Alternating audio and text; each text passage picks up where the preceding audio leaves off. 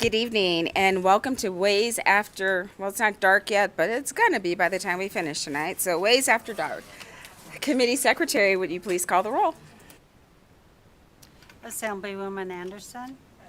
Assemblywoman Backus. Assemblywoman Brown May. Assemblywoman Dickman. Assemblywoman Gorlow. Assemblyman Hafen. Assemblywoman Howdigi. Assemblywoman Kasama. Assemblyman Miller. Assemblyman O'Neill. Assemblywoman Peters. Assemblyman Watts. Assemblyman Yeager. And Chair Monroe Moreno. And I am here. Will you please mark Assemblywoman Gorlow, Assemblyman Hafen, Assemblyman Miller, present when they arrive. There's other committee meetings going on. And Assemblywoman Backus, absent excused.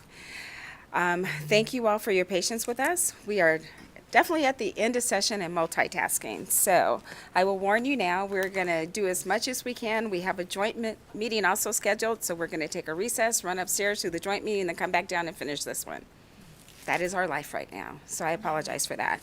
The first thing, members, on our agenda that we're going to do, we have 2 BDRs for introduction, and I will turn the meeting over to our fiscal analyst and have her explain the bills. Thank you, Madam Chair. BDR 181215 revises provisions relating to the Nevada Indian Commission. And BDR 341216 provides for the award of tuition assistance and stipends under the Incentive Pathways to Teaching Grant Program. Thank you so much. Members, any questions on either one of the BDRs? Seeing none, all in favor, please say aye. Aye. Can you? Yeah. Second. Thank you. I have a motion from Assemblyman Yeager, a second from Assemblywoman Hudigi. Any discussion on the motion? Seeing none, all in favor say aye. Aye. Any opposed? Okay, motion passes. Thank you for that. And I will sign those bills before we start on the hearings for tonight.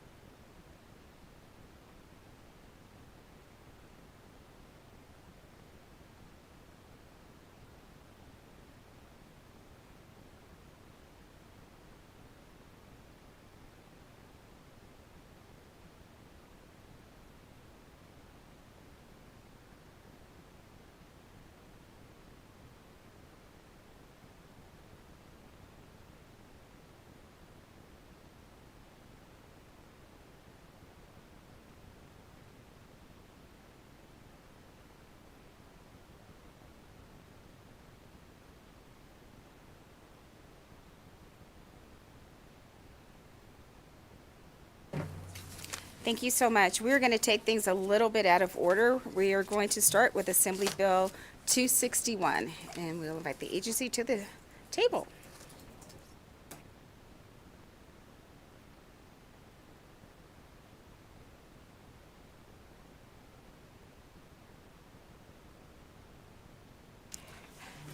Good evening.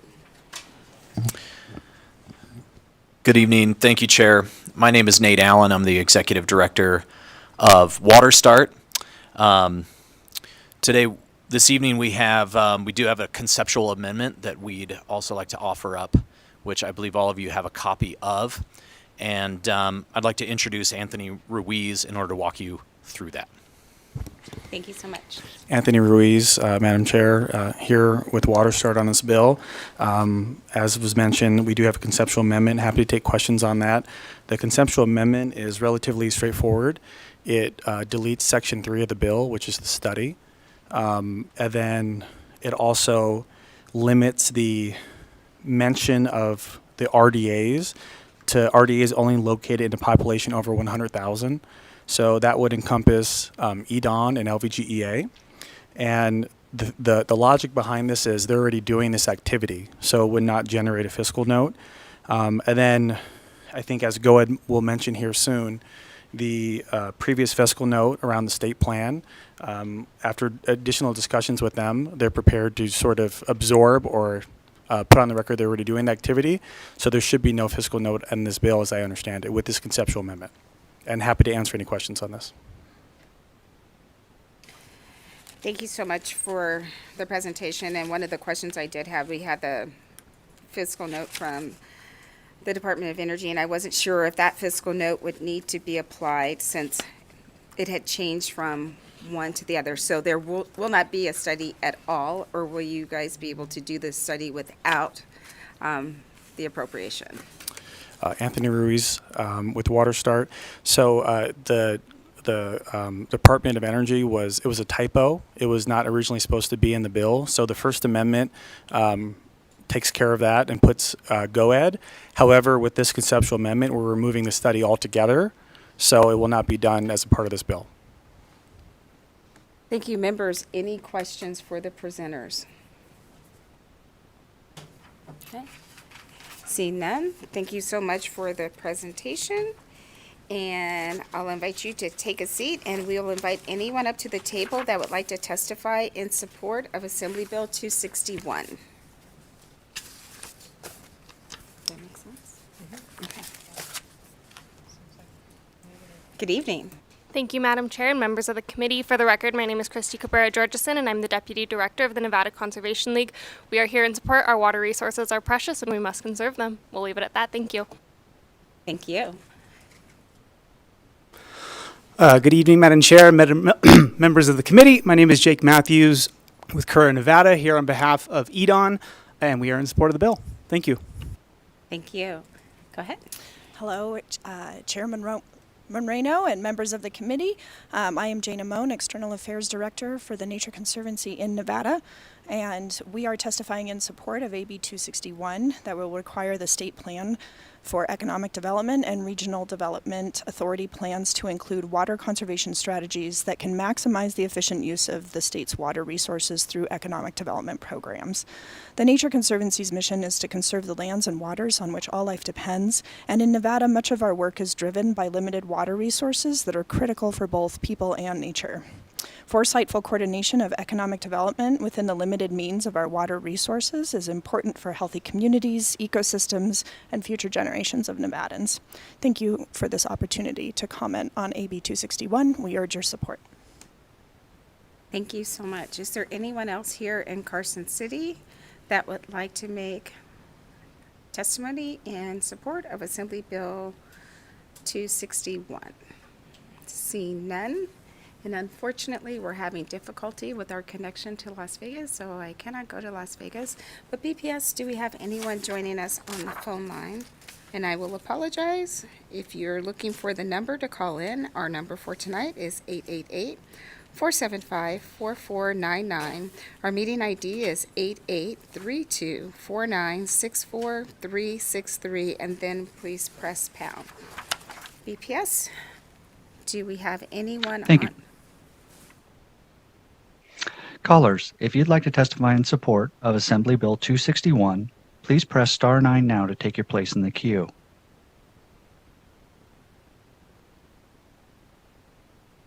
Chair, we have no callers to testify in support at this time. Thank you so much. Then we will move to opposition. Is there anyone here in Carson City that would like to testify in opposition of Assembly Bill 261?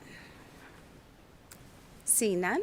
BPS, do we have anyone joining us on the phone line that would like to testify in opposition of Assembly Bill 261? If you'd like to testify in opposition to Assembly Bill 261, please press star 9 now to take your place in the queue.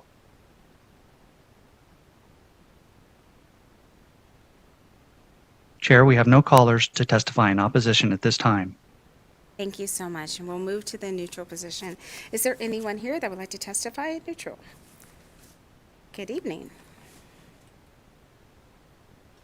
Good evening. Hi, Chair and members of the Assembly Ways and Means Committee. James Hum, go ahead for the record. Thank you for hearing this bill today. I appreciate the willingness of the bill sponsor to work with us on this amendment. With the removal of the study in Section 3 and the adjustment of the language in Section 2, if amended, we are comfortable removing the fiscal note. When the state plan is revised and updated in the near future, water usage will be included in the scope moving forward, so future costs will be rolled in. Thus, we are comfortable removing the fiscal note. Thank you so much for that. I appreciate it. BPS, do we have anyone joining us on the phone line that would like to testify in the neutral on Assembly Bill 261? Callers, if you'd like to testify in neutral to Assembly Bill 261, please press star 9 now to take your place in the queue.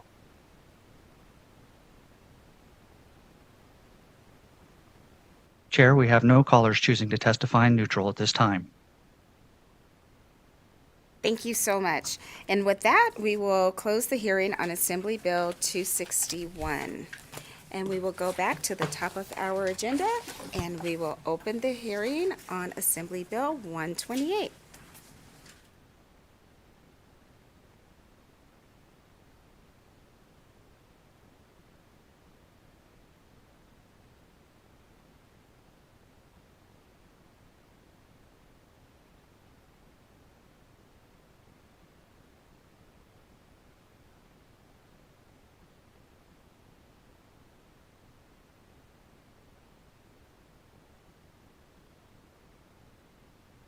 Go ahead whenever you're ready.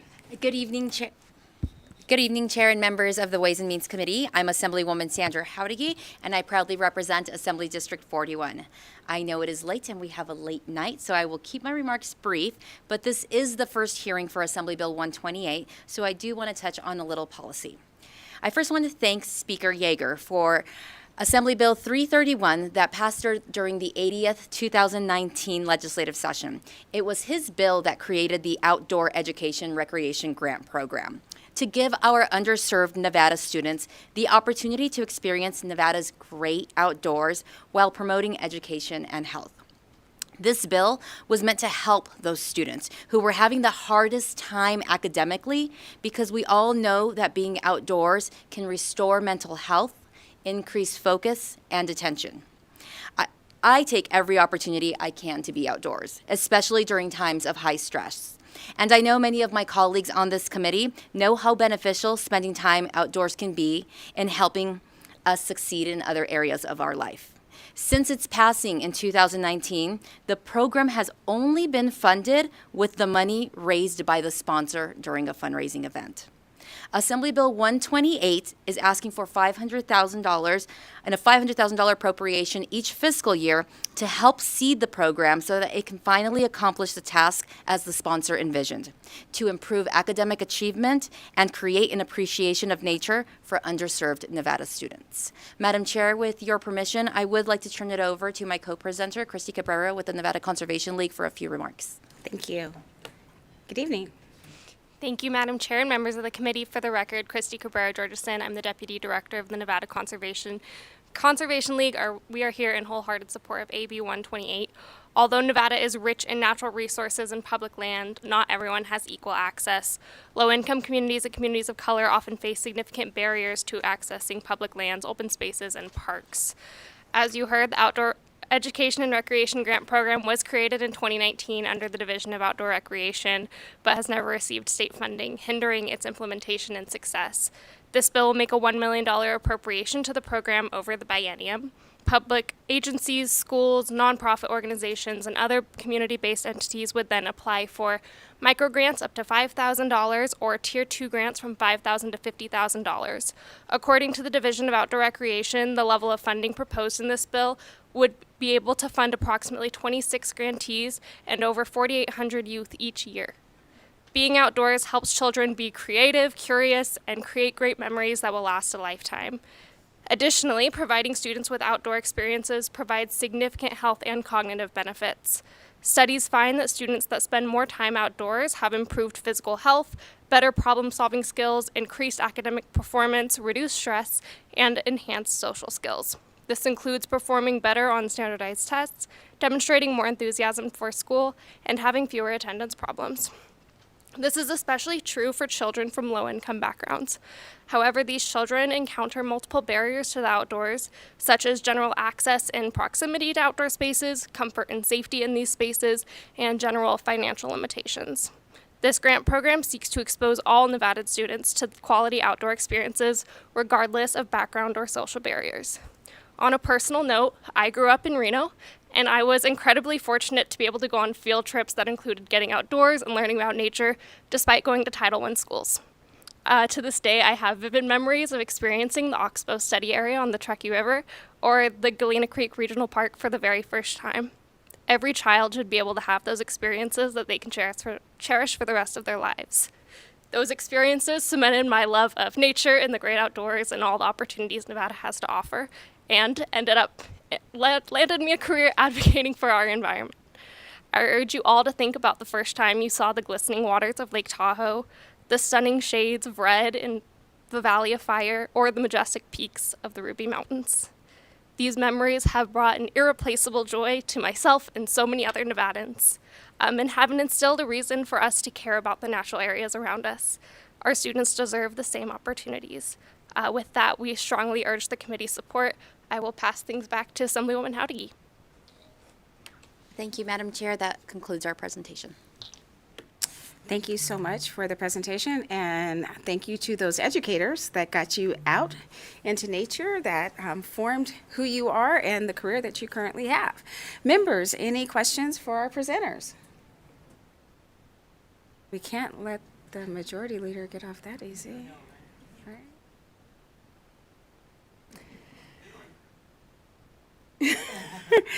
Looks like you guys are going to get off easy, so I'll invite you to take a seat back, and then we'll go to testimony in support of Assembly Bill 128.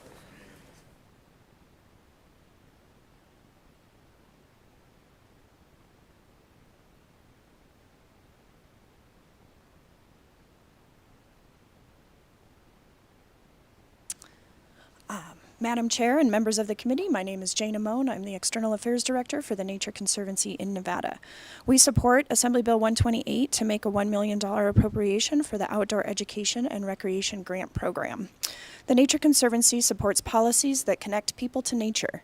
Providing the means for all people to access and appreciate our natural places not only improves quality of life, it instills lifelong appreciation for nature and wildlife.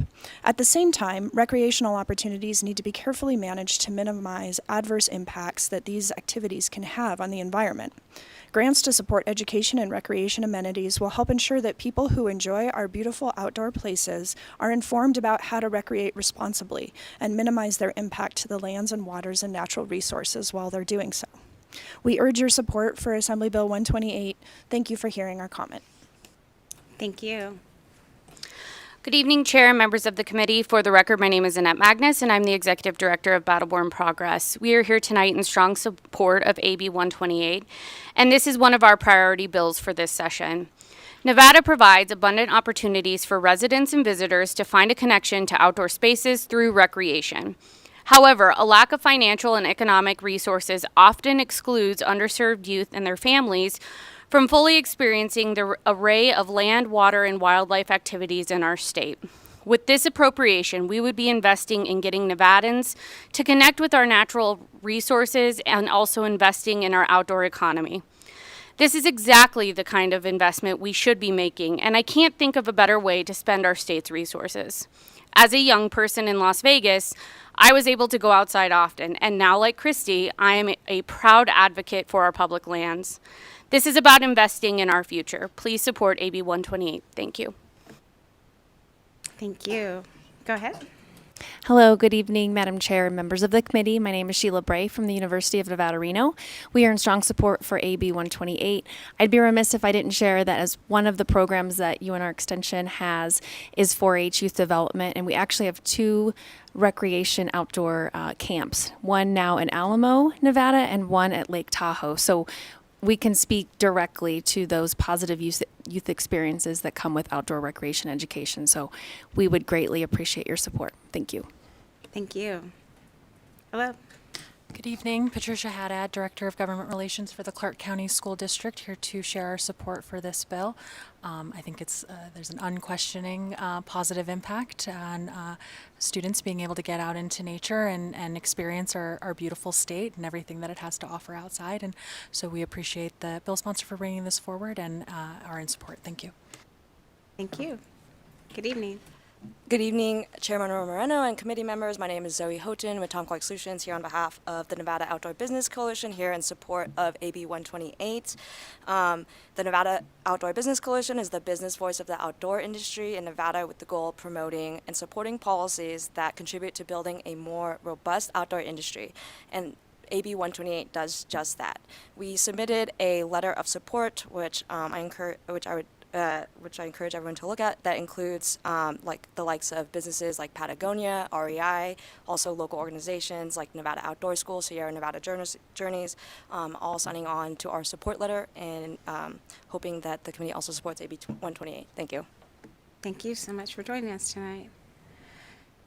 Seeing no one else here in Carson City to provide testimony in support of Assembly Bill 128, we'll go to Las Vegas. If there's anyone that would like to testify in support of Assembly Bill 128, I invite you to the table. You can fill in all the chairs. Remember to press the button for your mic, state and spell your name for the record. And as soon as you're seated, you can get started.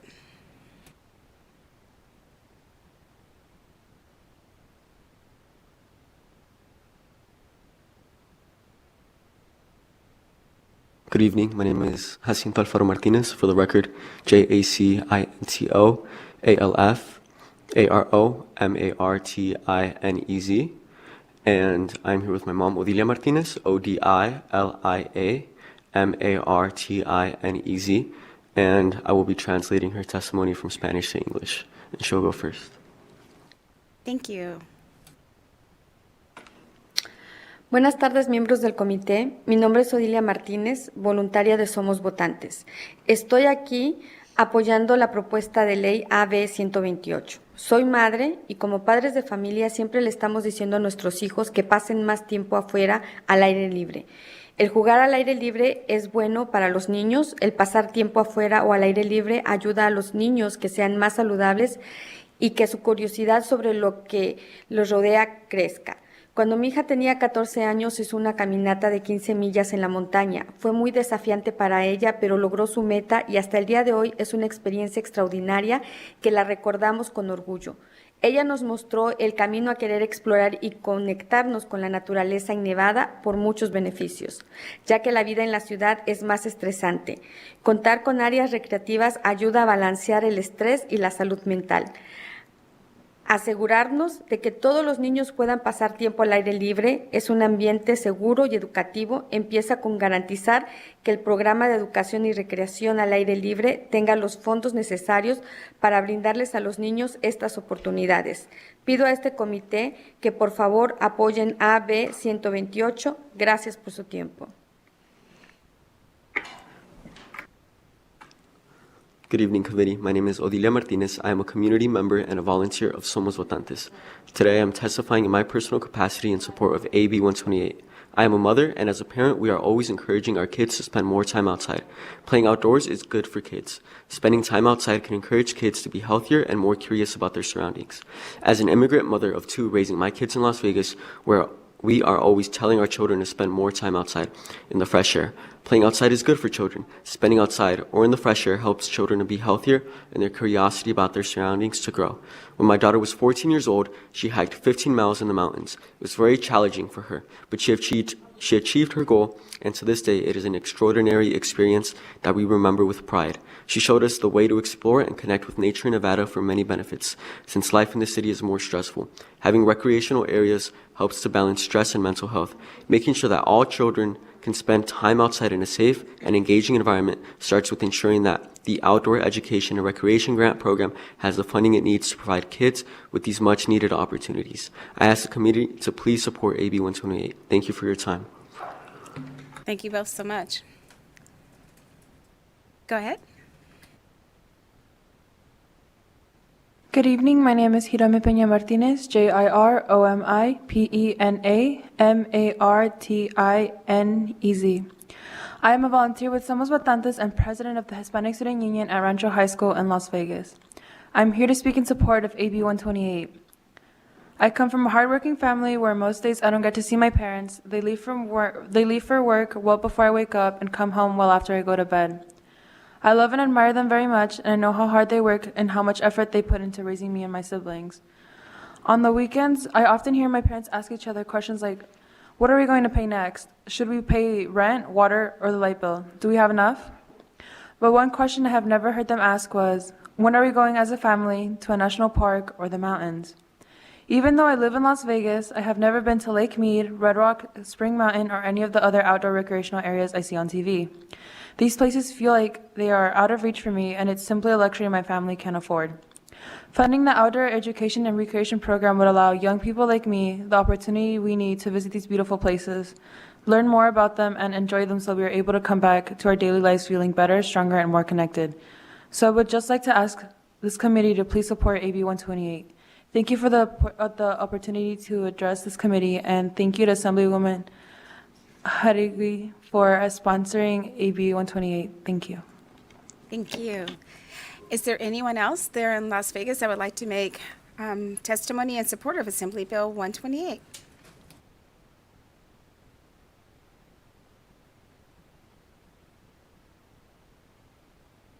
Not seeing anyone coming to the table. BPS, do we have anyone join us on the phone line that would like to testify in support of Assembly Bill 128? Callers, if you'd like to testify in support of Assembly Bill 128, please press star 9 now to take your place in the queue.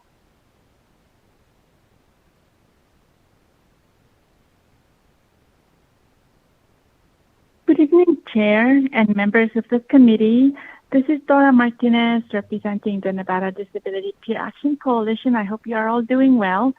We just came in, me and Sarge, my service dog, from a very good walk in the park. So please, we support this bill. I know I can't see, but I heard a lot of birds, people playing frisbee, and the breeze is nice under the tree, and while my dog eats my food. But please support this bill, and thank you. Have a good day. Thank you so much. Next caller. Hello, members of the committee. My name is Jamarion Williams, and I am the Government Affairs Manager for Western Resource Advocates. We would like to support Assembly Bill 128. Nevada provides its residents and visitors abundant opportunities to experience the beauty of its lands, waters, and wildlife. Access to nature should be a fundamental right for all children, regardless of their background or income level. Right now, many children living in underserved communities don't have the same access to all that Nevada has to offer because of barriers like transportation costs or necessary funding to improve parks and outdoor recreation in low-income areas. Assembly Bill 128 reduces such barriers and provides our youth the opportunity to experience Nevada's great outdoor spaces.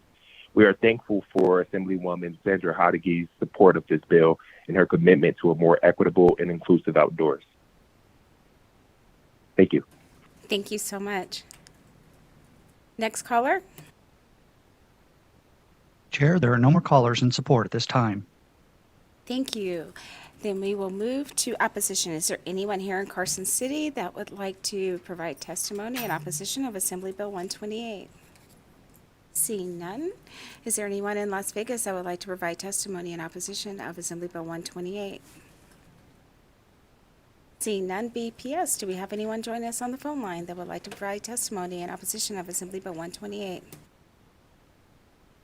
Chair, there are no callers in opposition at this time. Thank you. I will invite.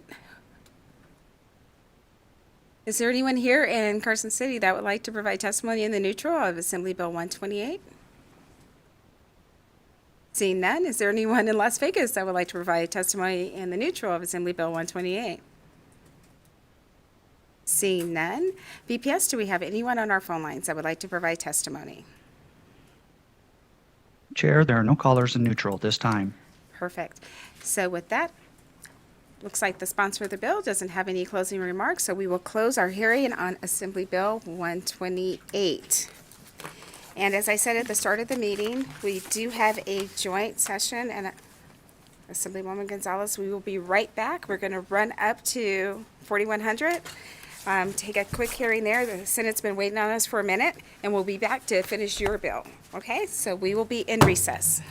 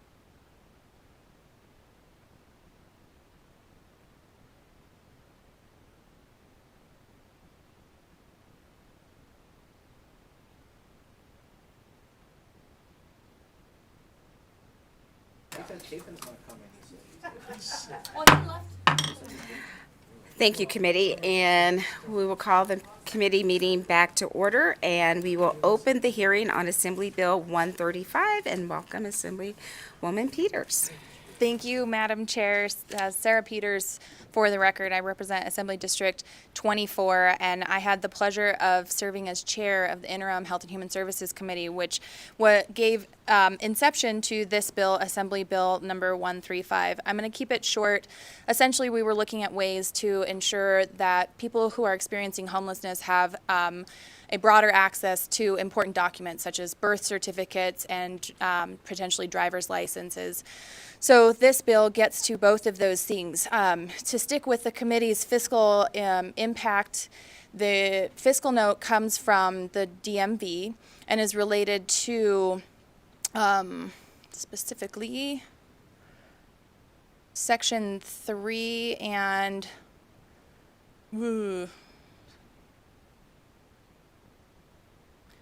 and 5 and probably 6 as well.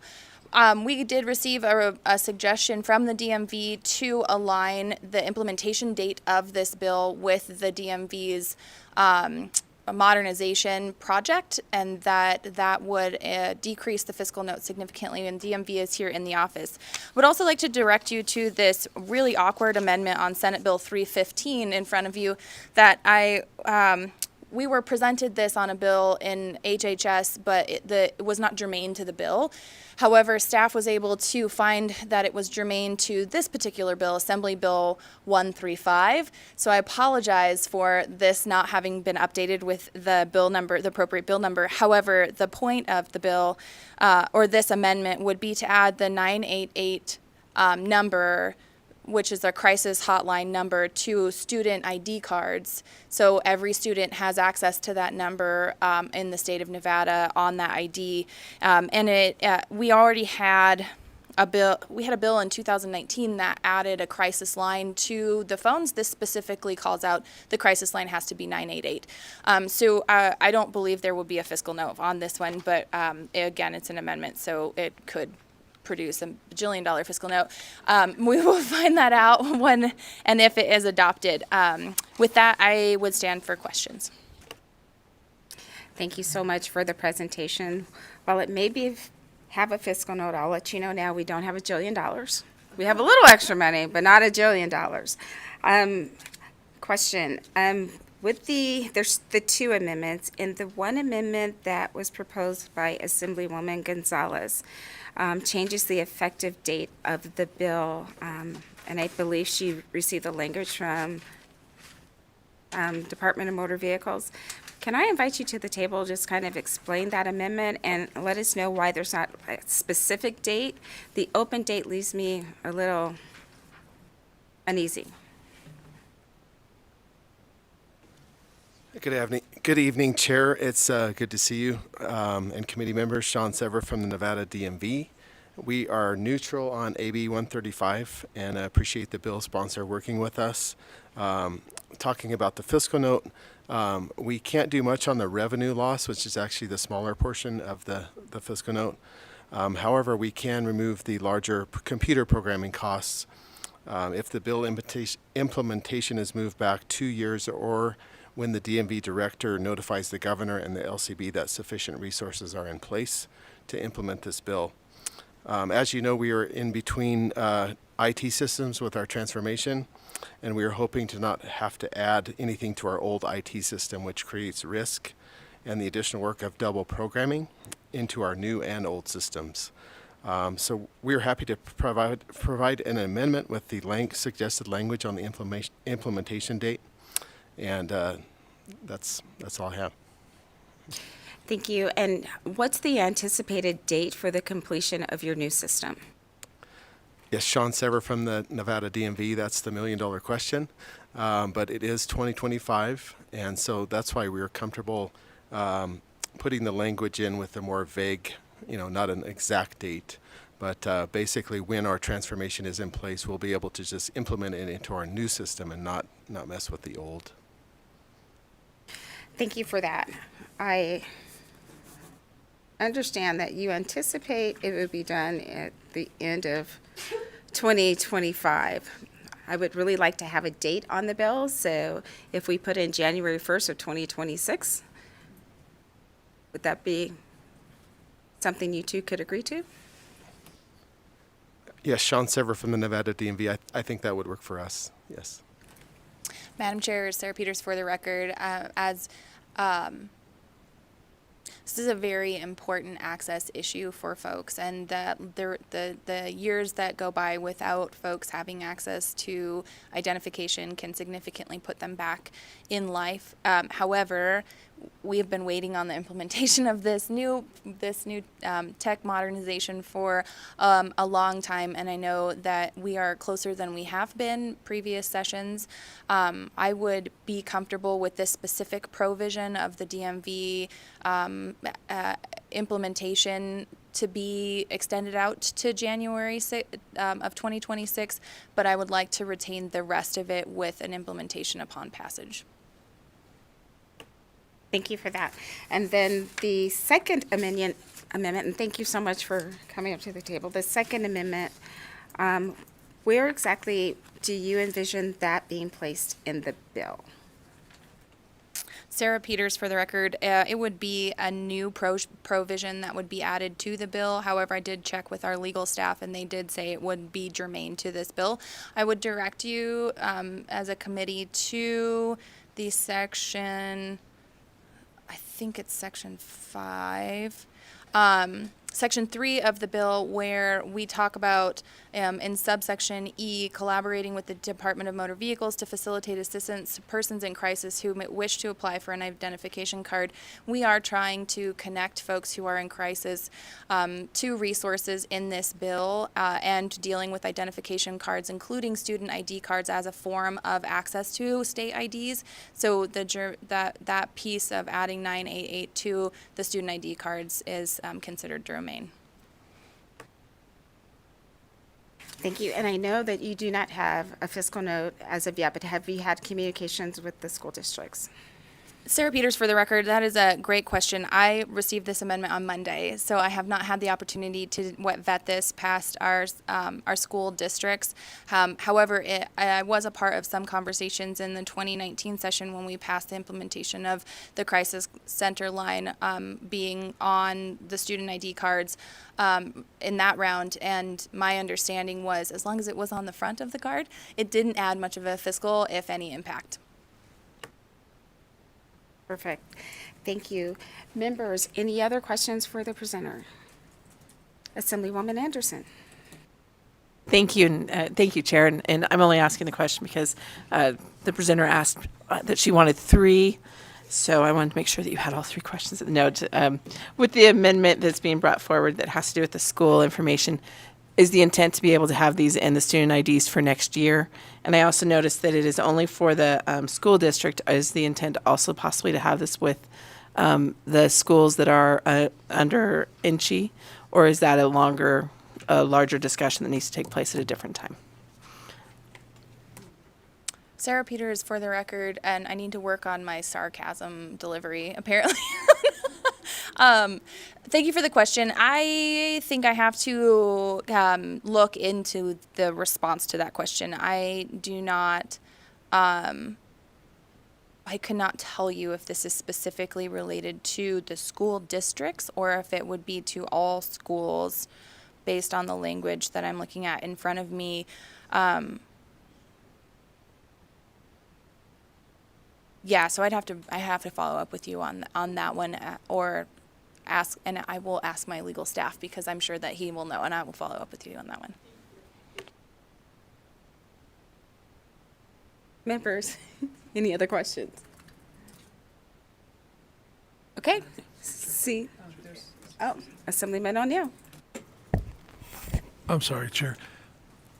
Just quick, reading it, you're not talking about INCHI for the colleges, the universities, for their ID cards? They have the 988 on there, that's what I was talking about. No, that is a great question. We were thinking specifically about our school districts when we were considering this, but you are all correct that we are talking about youth who are young, under 25 years of age, and this does not seem to specify, I don't know, affidavit form provided by the department stating that the child is an applicant. The way I read it, it's just for K through, I guess you should say K through 12 charter schools. And I think we would need to look at the intent from the interim committee, but I believe that we would prefer it to be encompassing of those NSHE identification cards as well. I have to have that conversation with them.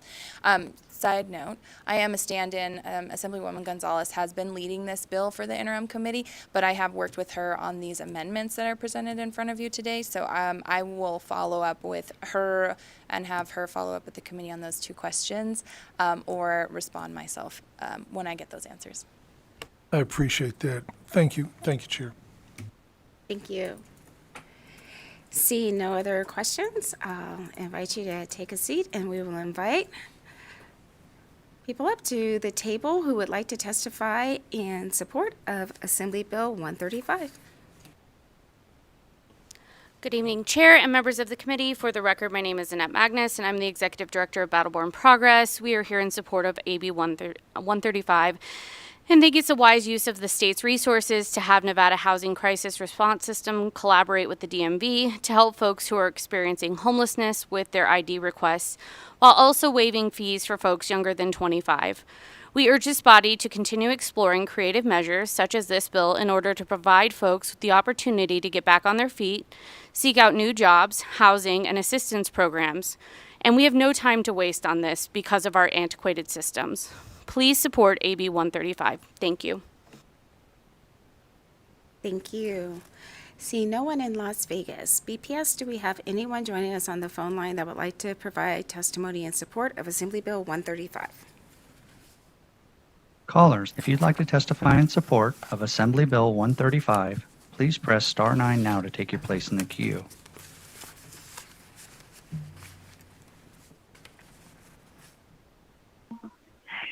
Good evening, Madam Chair and the committee. This is Dora Martinez, representing the Nevada Disability Peer Action Coalition. There's nowhere I'd rather be than sitting here and sponsoring this awesome bill, and I ditto what the magnificent Annette Magnus said. Thank you and have a good evening. Thank you. BPS, do we have any other callers?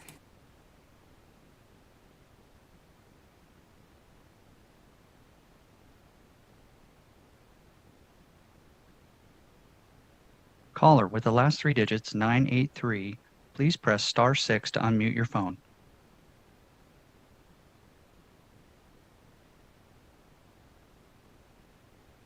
Hello, my name is William Ledford, Ledford. I am the Director of Advocacy for Lutheran Engagement and Advocacy in Nevada, and based on multiple of our social statements, including criminal justice and economic life, we strongly support this bill. Anything that can help homeless people and people leaving the criminal justice system get access to these important documents so they can just get jobs and get off the streets is important to our society as a whole and human dignity for people that often are robbed of that. So we urge your support of this bill, and thank you. Thank you. Next caller? Chair, we have no more callers in support at this time. Thank you so much. Do we have anyone here in Carson City that would like to testify in opposition of Assembly Bill 135? Seeing none, and not seeing anyone in Las Vegas. BPS, do we have anyone else on the phone line that would like to provide testimony in opposition and or neutral on Assembly Bill 135? Chair, we have no callers in opposition or neutral at this time. Thank you so much. Is there anyone here in Carson City that would like to provide testimony in neutral?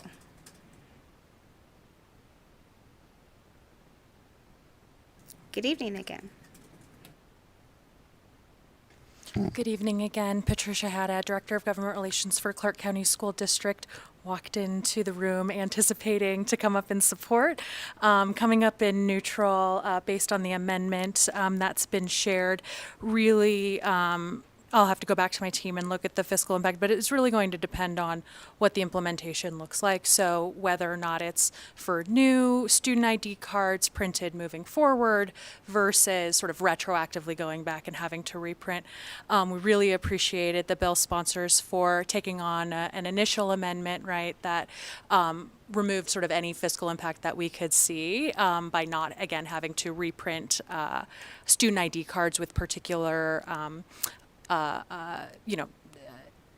particular information that is, specific to the privacy of the student. So really pleased and really grateful to the sponsors for working on that amendment, and we'll continue conversation with them to ensure that this can be rolled out in a way that makes sense and that doesn't have a financial impact to the school district. And then I just wanted to add, as mentioned, AB 165 from the 2021 session, which is now codified in NRS 388.1335, requires the inclusion of mental health hotline information on student ID cards. So it seems that this might just be in addition to that. So thank you so much for your time.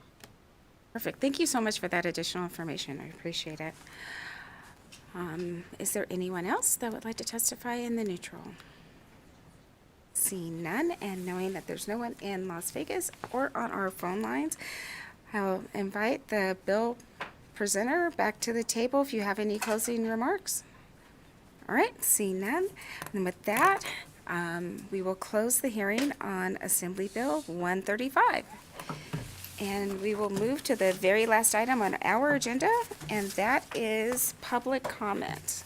BPS, do we have anyone on the phone lines that would like to provide public comment? If you'd like to provide public comment, please press star 9 now to take your place in the queue. Chair, the public line is open and working, and we have no callers at this time. Thank you so much. So members, that concludes tonight's meeting, and I will see you bright and early in the morning. This meeting's adjourned.